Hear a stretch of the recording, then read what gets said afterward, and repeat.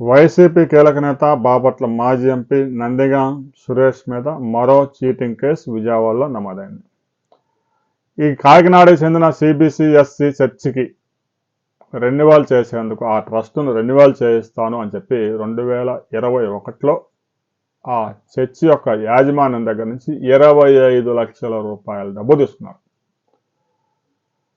కేంద్రంలో ఈ ట్రస్టులను రెన్యువల్ చేయడం అనేది హోంశాఖ ద్వారా, హోంమంత్రి ద్వారా పనులు అవుతూ ఉంటాయి. మరి ఆ నందిగాం సురేష్ కొన్ని ప్రయత్నాలు అయితే చేస్తుంటాడు, కానీ పని అయితే కాలేదు.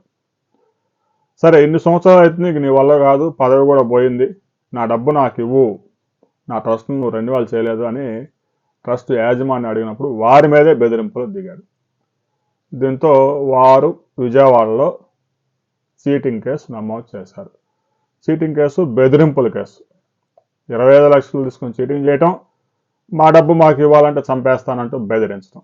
దీని మీద నందిగాం సురేష్ మీద మరో కేసు నమోదైంది. సరే, దీని మీద పోలీసులు ఎలాంటి యాక్షన్ తీసుకుంటారు అనే వివరాలతో మరో వీడియోలో మనం కలుసుకుందాం.